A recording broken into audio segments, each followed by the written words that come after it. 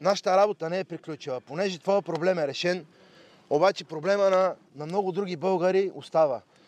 Вчера бяхме на среща с животновъдите в Калофер и установихме, че по същия начин им дават пасища, притискат ги, мачкат ги и в един момент чият с някаква нова болест. Доказахме, че чума тук няма по овцете в България. Сега предстои да докажем, че няма и шарка, защото това е другото основание, с което БАБХ изтребват животните. И това ще го докажем. Между другото, те са нелегитимни. Хубаво е хора да знаете следното нещо. БАБХ преди няколко години са имали европейска програма, от която са получили, усвоили са, така да кажем, усвоили са. Чуете ли думата усвояване, да знаете, че това е кражба. Винаги става въпрос за кражба. Усвоили са 3 милиона. С тези 3 милиона е трябвало да сертифицират хората, които да взимат проби от вашите животни. Това се казват пробовземачи или не знам как точно.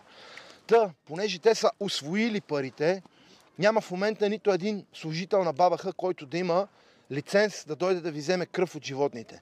Така че тези хора не случайно не издават заповеди, просто те не могат да издадат, защото това е незаконно. Няма как да го издадат. То няма кой да дойде да ви вземе кръв от животните. Не ги допускайте в момента, каквото и да ви говорят. Това са хора, които ще ви залъгват, ще ви замазват. Ма ние само преглед, ма ние само така и в един момент ще дойдат да ви избият животните. Инвентаризация, едното, второто. Абсолютно. Значи, имаме случай в Шумен преди няколко години. Момчето влизат по същия начин, лъжат го, избиват му животните, с идеята, че му дадат обезщетение, подлъгват го, пари не му дават, една стотинка и не само, че не му дават, а му дават 14 години забрана да гледа животни. Това е буквално унищожение на този човек за винаги. Да. И нашата работа не е приключила. Аз призовавам всеки човек, който иска по някакъв начин да е съучастник в това добро дело, което захващаме сега. Ние трябва да направим една обществено достъпна платформа, която да е отворена за абсолютно всеки един човек, който има проблеми. Да вкараме всичките документи от този казус, да вкараме всичките документи от предишните казуси и да направим една учебна платформа, в която всеки един животновъд може да се защити и да види как сме се справили ние, как се справили хората с проблемите преди това.